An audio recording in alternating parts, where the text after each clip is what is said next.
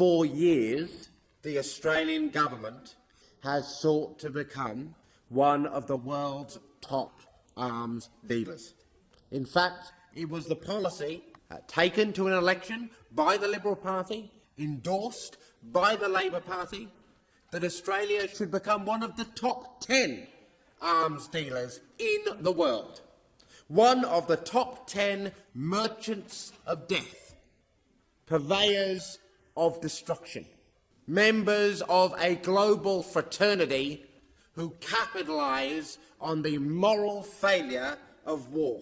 The last few weeks, the last few months have made it very clear what are the consequences of being an arms exporter. What does the result of this industry actually look like? It looks like dead children. It looks like razed cities. It looks like suffering of an unimaginable extent. Unimaginable to so many in this place, and yet a daily reality for the people of Gaza. Australia sells what it calls defence export permits to countries all around the world. Now, behind this seemingly innocuous term, this is the truth. The system that has been created to enable corporations, Australian corporations, to sell arms overseas has been specifically designed to obscure from the Australian people what weapons are being sold, how many weapons are being sold, and what are those weapons being used for. The Albanese government has sold defence export permits to the Israeli Defence Force, equipment that has almost certainly been used to kill innocent civilians in the Gaza Strip and potentially the West Bank and Lebanon as well. Australia has sold defence export permits to Saudi Arabia and to the United Arab Emirates, two countries infamous for their war crimes during the Yemeni civil war, for which the Foreign Minister has made clear her department is aware.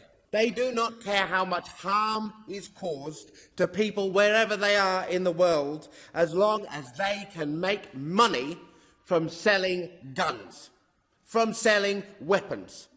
And let me tackle head-on this nonsense that is being trotted out here to gaslight the Australian public, to lead the Australian government to believe that our government is innocent of selling weapons to the State of Israel.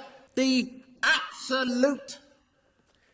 incredulously slippery word use brought forward by this government to make false definitions between a bullet and the chip that guides a missile brings all who let it pass by their tongue into disrepute.